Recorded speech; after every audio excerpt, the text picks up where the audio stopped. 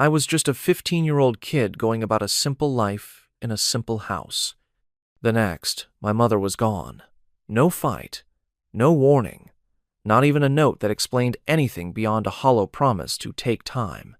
It happened so abruptly, you'd think a lightning bolt struck the heart of our home and left us in the dark.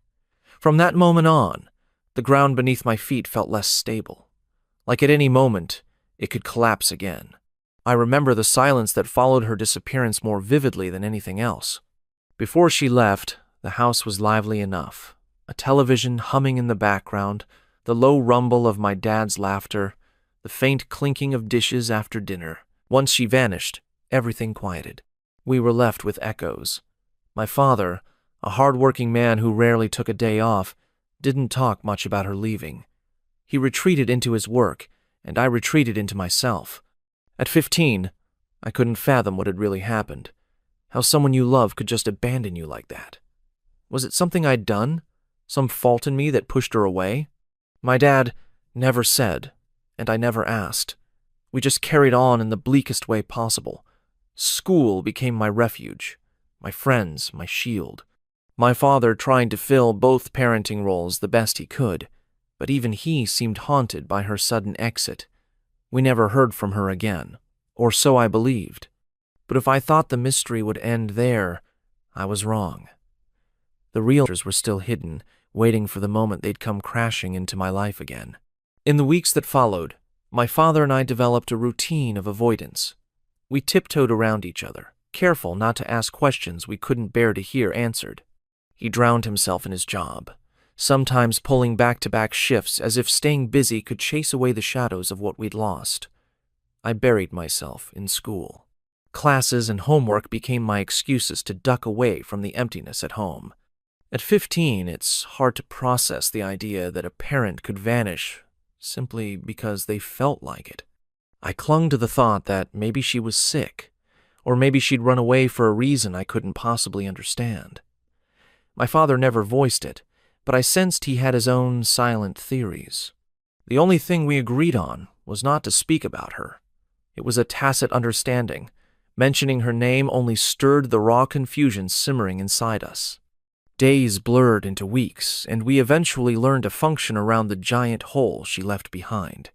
I made a few close friends who offered me a sense of normalcy, and my father showed up to every parent-teacher meeting with the same polite nod and tired eyes. On the surface, we were surviving, but underneath, questions about her disappearance festered. Little did I know, those unspoken questions would resurface a decade later, with consequences far more explosive than I ever dreamed. Fast forward 10 years. I'm in my mid-20s, living on my own, and building the sort of life I used to only read about. College came and went, and along the way, I met Anna. She had a quiet warmth about her, the kind of person who never made you feel judged. From the minute we started dating, she felt like a safe place for my restless heart, a feeling I didn't take lightly. After 5 solid years together, we decided to tie the knot. Neither of us wanted a grand spectacle, so we planned a smaller ceremony with just the people who mattered most. My father was thrilled. He spent hours poring over floral arrangements and table settings, wanting everything to be perfect.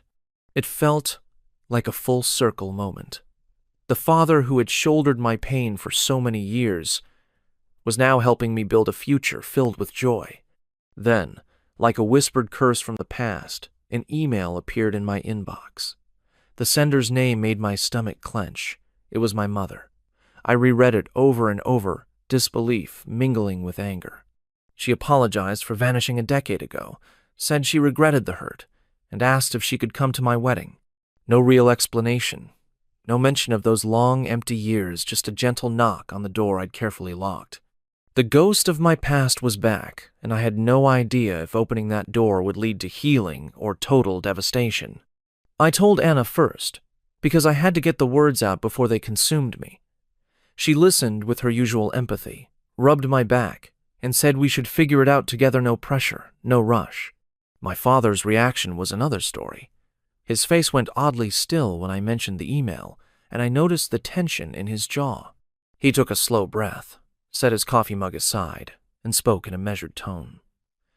"Focus on your wedding," he said. and don't let anyone ruin it. For a man who'd always been so steady, the undercurrent in his voice startled me. It felt like he knew something else, something he'd never admitted before. His eyes met mine with a seriousness I couldn't place. I didn't push. I just nodded, my mind churning with questions. Why was he so certain my mother would ruin everything? What else was there to the story of her departure? Late that night, I found myself pacing the living room, phone in hand, rereading my mother's email. It was brief and almost impersonal. She wanted to attend, she said, so she could fix things between yous, or at least start to. A wave of anger passed through me. Why now? Why not a year ago, or 5 years ago, or even 5 months ago? What was so special about my wedding day that she felt compelled to return? I sensed the answer was bigger than I dared to imagine, and soon I would find out exactly what my father had been holding back all these years. Unable to silence the whirlpool of conflicting emotions, I agreed to meet her.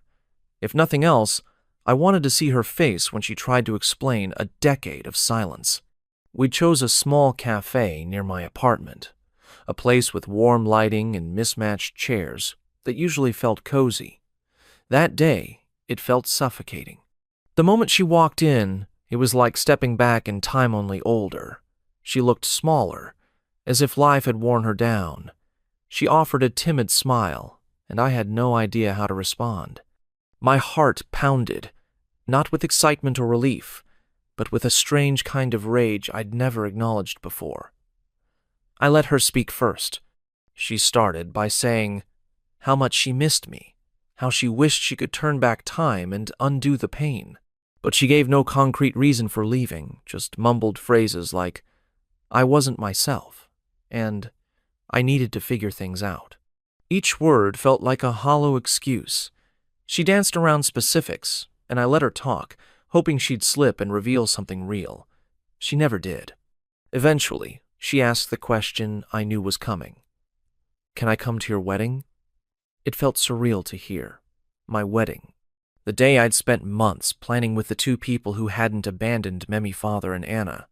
Before I could answer, my phone buzzed in my pocket. A single text from Dad that would change everything I thought I knew. The text read, We need to talk about your mother. It's urgent. A jolt of dread shot through me.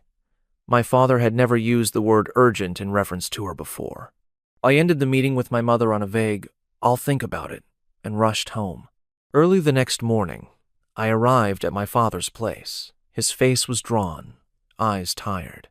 He motioned for me to sit, then inhaled deeply before launching into a story he'd guarded for a decade. My mother, he revealed, had been having an affair.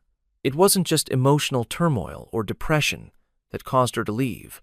She'd become involved with a married man in our neighborhood, and when the rumors threatened to explode, she panicked.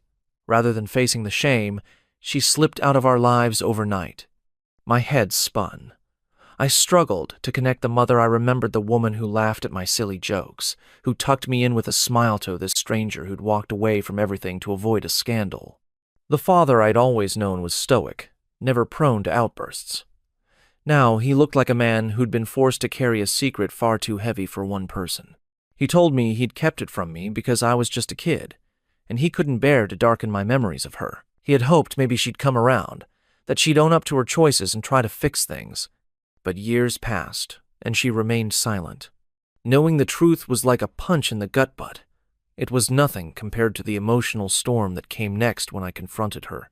Furious and feeling betrayed yet again, I decided to give my mother one more chance to tell me the whole story. No more dancing around, no more half-truths. We met at the same cafe. This time, there was no hesitation in my tone. I told her I knew about the affair. She froze, and for a heartbeat, I thought she might lie. Instead, her shoulders sagged, and she began to talk. She said she'd felt trapped in her marriage, that her life had become a monotonous loop of work, chores, and unspoken resentments. She never planned on an affair, she claimed, but once it started, she was too emotionally entangled to back out gracefully. The guilt, the rumors, and the fear of my father's reaction built up until she saw only one option: run. She apologized through tears, admitting she'd taken the easy way out, and failed me in every possible way. Listening to her pour out this confession was like watching a fragile structure collapse. Part of me wanted to scream at her for lying for so long, for painting me a picture of a mother battling intangible demons, when in reality she'd simply chosen someone else over us. Yet as she spoke, another question formed in my mind: could this newfound honesty be real, or just another desperate attempt to reclaim a place in my life? When her flood of words finally slowed, she asked if she could still come to the wedding. It felt surreal to hear her ask so plainly, like she was requesting an RSVP for a casual party.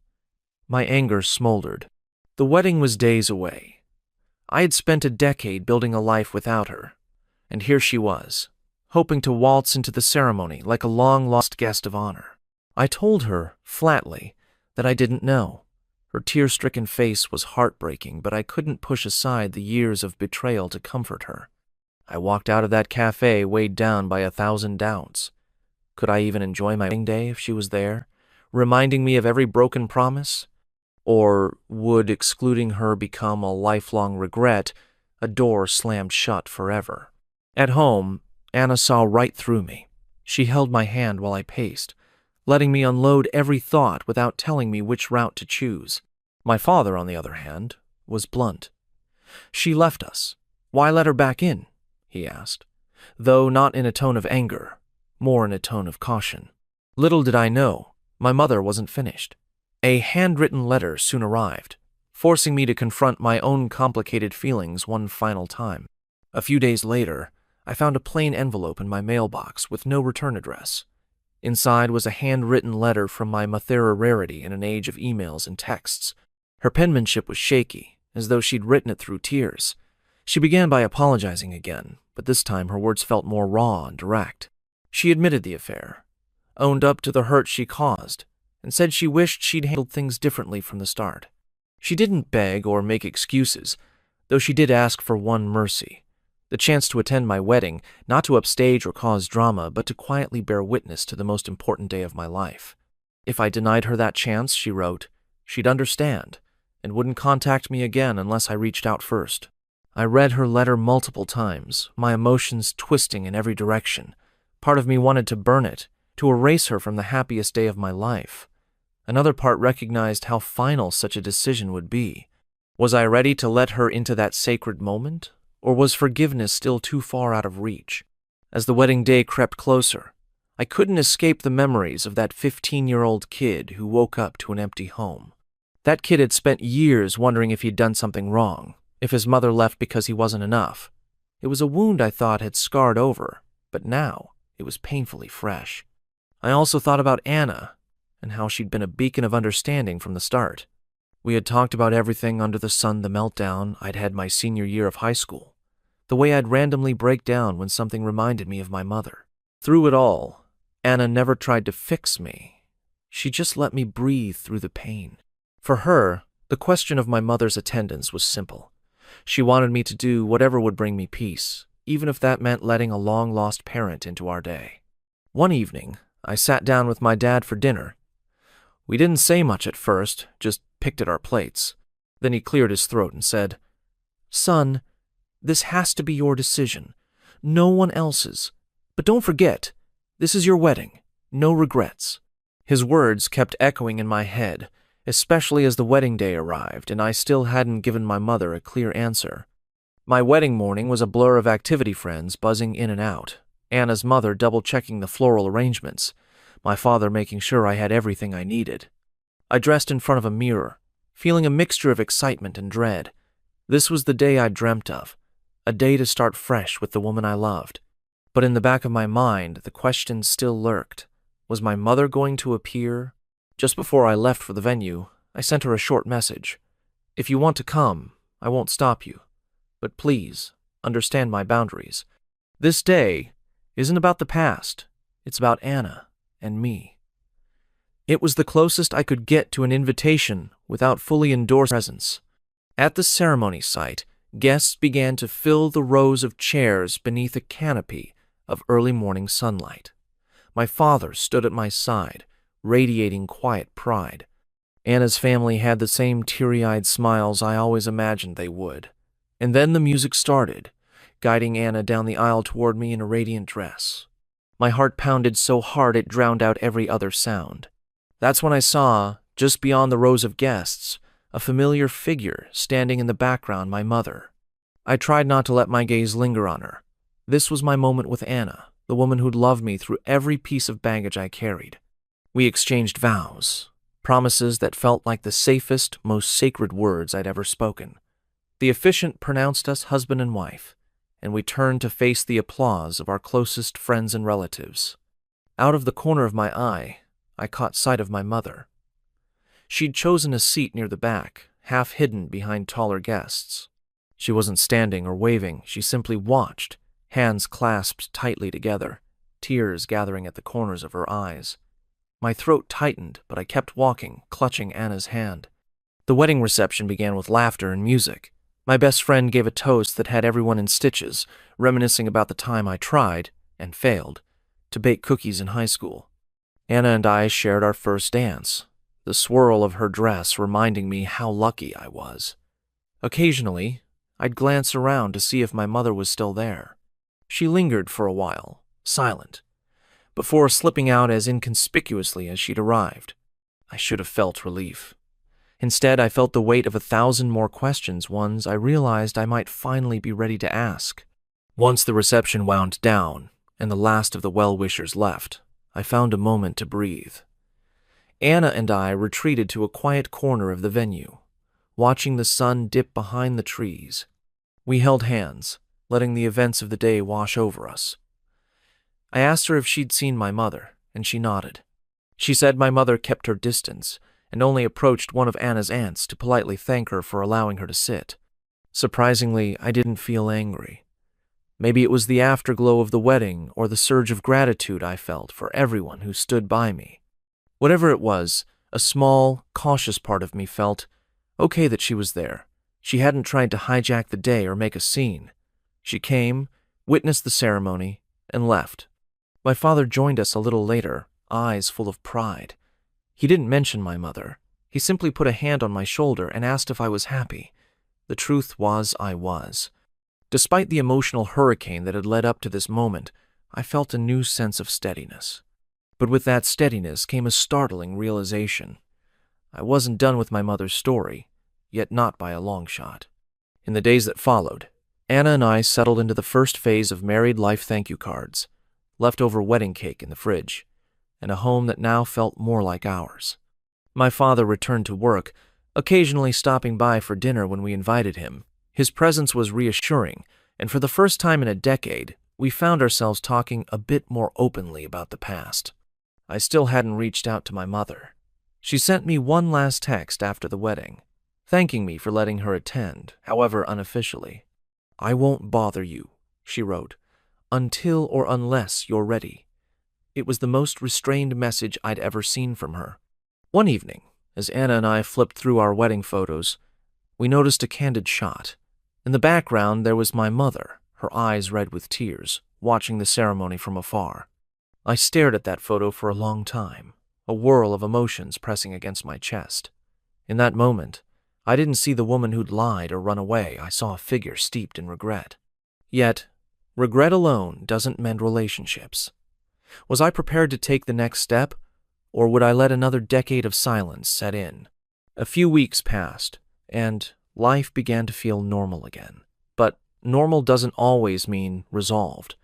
The memory of my mother at the wedding drifted in and out of my thoughts. There were still so many unanswered questions, so many pieces of the puzzle left scattered.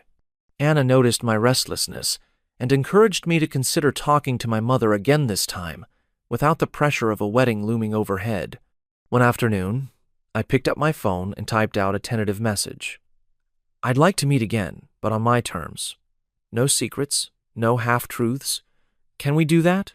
Within minutes, she replied with a respectful, almost cautious, "Yes, anytime." We decided on a diner a few miles out of town, somewhere neither of us would feel a heavy emotional history. I didn't tell my father or Anna the details beforehand. I needed to see her by myself, unfiltered, without anyone else's expectations. Little did I know, This conversation would reveal the final piece of the mystery I'd been trying to solve for so long. When I arrived at the diner, she was already seated in a corner booth. I almost didn't recognize her at first. She seemed older, more tired, her shoulders slightly hunched. She stood when I approached, and we shared an awkward hello. For a moment, it struck me how much we looked alike, the same eyes, the same uncertain smile. We ordered coffee, neither of us hungry enough for food. Finally, I asked what I'd been afraid to ask for 10 years. Why didn't you come back? Even after the affair ended, after you left that man, after the dust settled, why not reach out sooner? My voice shook, a mixture of anger and a deep-seated longing to understand. She exhaled slowly, fingers tightening around her mug. She spoke about how she'd tried once to email my father a year after leaving, but found out he'd blocked her address. She claimed she'd interpreted that as a message that neither he nor I wanted her back in our lives. She admitted she was a coward, that every time she thought about showing up at my school or sending me a letter, she imagined me slamming the door in her face. And so, year by year, she convinced herself it was too late to fix anything. That explanation shed some light, but it wasn't enough to erase the damage. The real question was whether I could forgive, and if she could truly change. She then described the affair more candidly, how it began as confiding in a friend who seemed sympathetic, how it escalated into something she didn't know how to stop, and how she felt too guilty to stay in a marriage with my father afterward. She acknowledged that running away was selfish. She confessed that for years she lived with the gnawing guilt of knowing she'd abandoned her own child. A tear slipped down her cheek, and she paused. I couldn't look away. This was the most vulnerable I'd ever seen her. In a trembling voice, she said she'd spent the last decade punishing herself. Every time she saw a mother with her child, she remembered what she'd thrown away. She told me she understood if I wanted nothing more to do with Hirsch, only wished she had been brave enough to handle things differently from the start. I sat there, heart pounding, trying to absorb it all. She was finally saying the words I'd needed to hear for so long, but hearing them opened a fresh ache. There was no going back and undoing the damage. The pain was clear, but so was the glimmer of something else, the possibility of moving forward, however slowly and cautiously. That night, I went to see my father. I hadn't told him about the meeting at the diner, but I needed to be honest. We sat in the living room, the television muted, the glow of a lamp illuminating the tired lines on his face. When I told him what my mother had said about being blocked, about her guilt, nodded slowly. He admitted he did block her emails. He'd been furious and hurt, convinced she would only cause more turmoil if she ever got back in touch. He looked at me with weary eyes and said, "I did what I thought was right to protect you. Maybe I was wrong. But at the time, I couldn't imagine letting her break your heart all over again." I saw the weight of regret in his face, regret that he'd carried alone for so long, all in the name of shielding me from more pain. I realized then that my father, too, had been a victim in his own right, blindsided by betrayal, and forced to pick up the pieces of a life he never thought would shatter. We both wondered, did this new honesty between us and my mother mean there was a chance for all of us to heal, or was it already too late? In the weeks that followed, I existed in a strange limbo. My mother and I exchanged a few polite messages. My father and I were more open than we'd ever been, but the subject of my mother still felt like a live wire. Anna encouraged me gently, reminding me that I didn't have to rush, that reconciliation, if it was even possible, might be a winding road. One Sunday, Anna suggested hosting a casual get-together, inviting my father, a few of my close friends, and if I felt ready, my mother. My immediate reaction was panic. The idea of both my parents in the same room after all this time felt monumental. Yet, the more I thought about it, the more it seemed like a test of whether we could move forward as a fragmented family with new boundaries. After some hesitation, I texted my mother, "Anna and I are having a few people over. If you're comfortable, you can come. No pressure." She responded within minutes, thanking me for the invitation and promising she'd respect any boundaries I set. I braced myself for what could either be a peaceful first stepper, a catastrophic clash, of unresolved emotions. It was a warm afternoon when we hosted the small gathering at our apartment. My father showed up first, bringing a bottle of wine. He helped Anna with some last-minute preparations in the kitchen while I pretended not to watch the door, every nerve in my body on edge for my mother's arrival. She knocked softly, as if afraid to disturb. I opened the door, and we exchanged an uneasy smile. For a second, I saw the flicker of terror in her eyes. Maybe she expected me to slam the door in her face. But I stepped aside, letting her in. My father and mother locked eyes for the first time in 10 years. The silence in that moment was palpable. Then he gave a stiff nod, which she returned, and the tension stretched thin across the room. Anna, bless her heart, steered everyone into conversation about anything but the past work updates, funny stories from the wedding, random bits of neighborhood gossip. My friends arrived soon after, and the chatter rose to a comfortable hum. The real question hung between us. Would this forced normalcy crack under the weight of what was left unsaid? Through the afternoon, my mother stayed near the fringes of the conversation. She listened more than she spoke, occasionally chiming in about the flowers at the wedding or how lovely our apartment was. My father kept his distance, politely offering her a glass of water once or twice. Watching them interact felt surreal, like two actors reading lines from a script neither wanted to perform. At one point, I stepped outside to the small balcony for fresh air. My head was buzzing with conflicting emotions. Anna found me there, slipped her hand in mine, and asked if I was okay. I admitted I was overwhelmed, but that I appreciated her for bridging this gap, however tenuous. Eventually, a friend called us back inside for a game, something to lighten the mood. We gathered around the dining table, mother and father on opposite ends. It was a simple card game, the kind that forces people to joke and occasionally reveal little truths about themselves. Amid hesitant laughs and teasing, the tension eased a fraction. But as the evening wound down, I realized this fragile piece might be the first small step towards something resembling closure. It could be the calm before another storm. When the time came for everyone to leave, my mother lingered behind. My father had already bid a curt goodnight and stepped out. I noticed her standing near the door, fidgeting with her purse, as if waiting for permission to speak. She finally looked up with tears in her eyes. She thanked me for inviting her, for letting her be part of a small gathering where she could see a snapshot of my current life.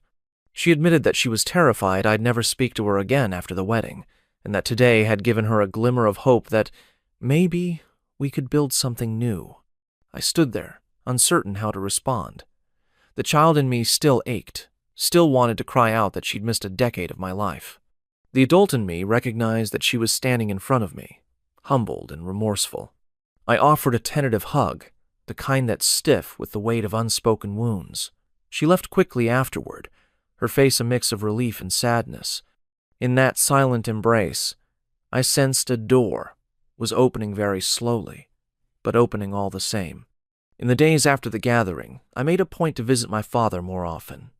We'd watch a game or share a meal. The conversation would inevitably circle back to my mother.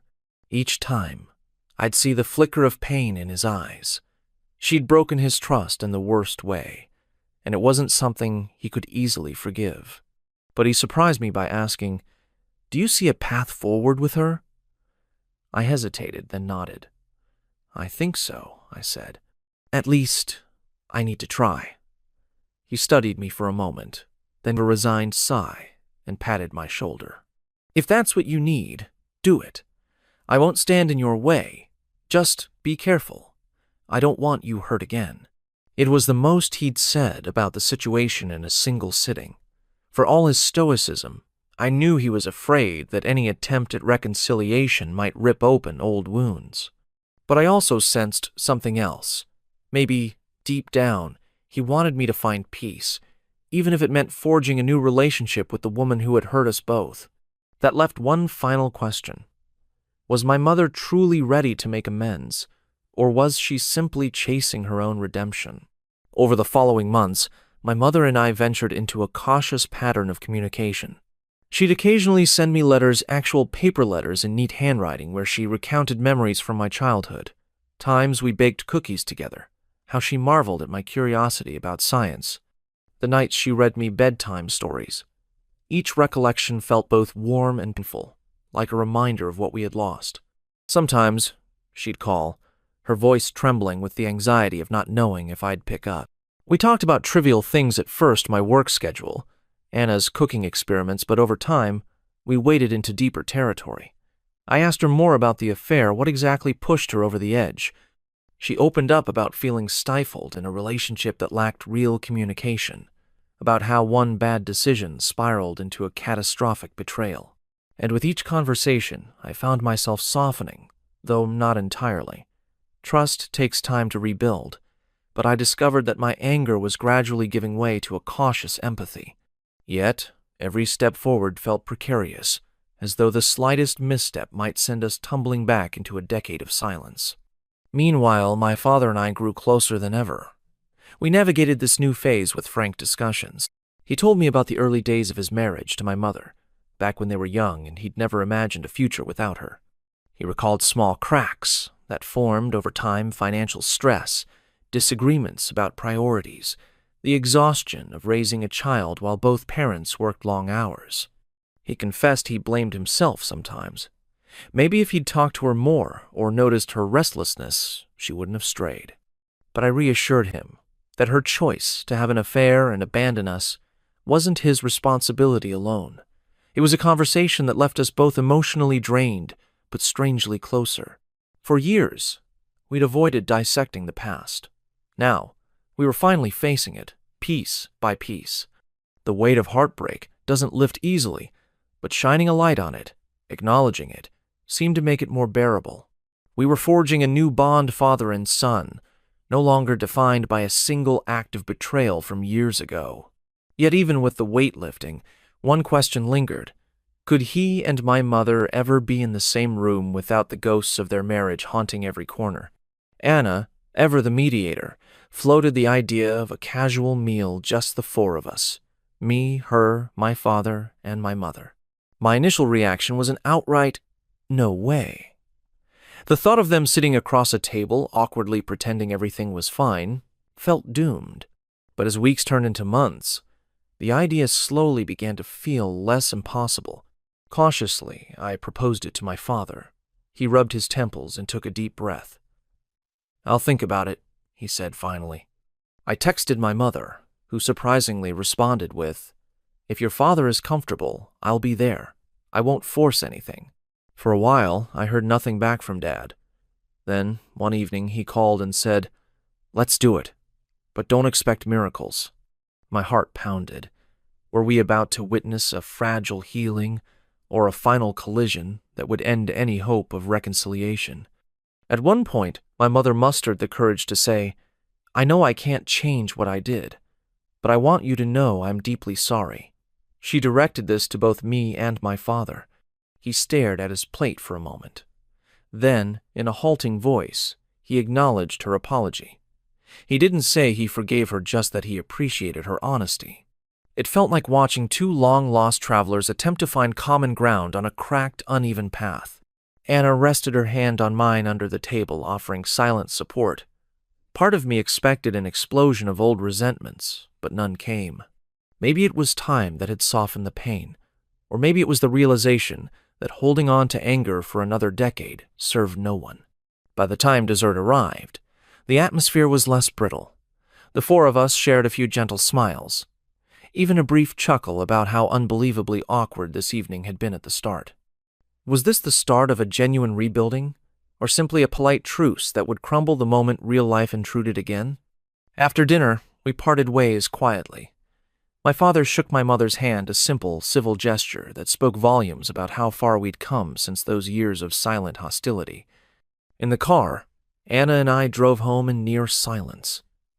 Finally, she glanced at me and asked how I felt. I admitted I was relieved it hadn't exploded.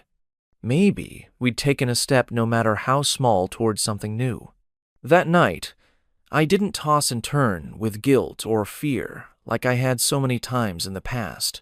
Instead, I slept soundly, comforted by the fact that I'd done everything I could to face the wounds that once consumed me.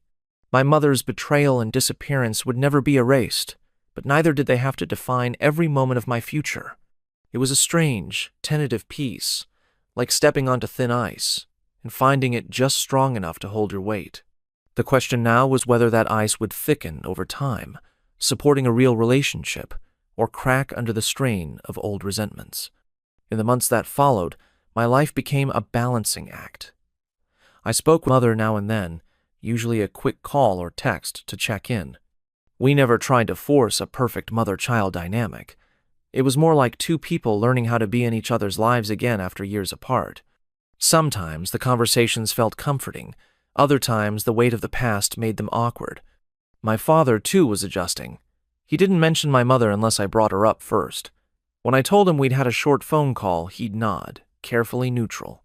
On a few occasions, I caught a glimpse of the old hurt in his eyes, and I realized that healing for him might be slower, might require steps he wasn't yet ready to take. Anna was my anchor through it all, reminding me to set emotional boundaries. You can care about both your parents, she'd say, but you don't have to fix their relationship. That's on them.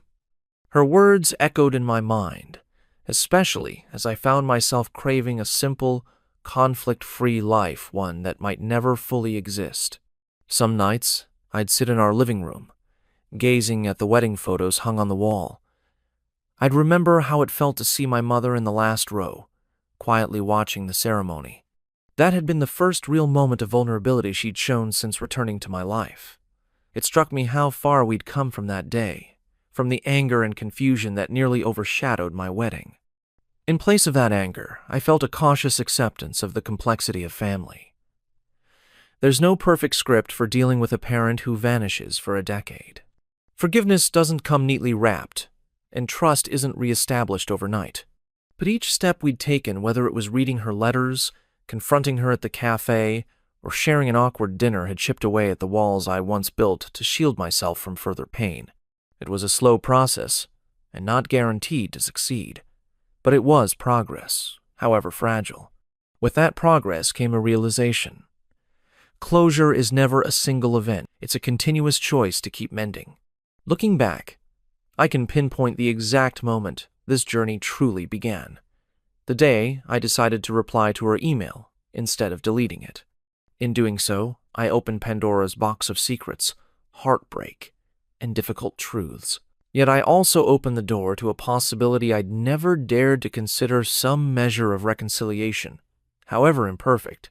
It took more than a decade to uncover why my mother left, and more than a single conversation to confront the pain she caused.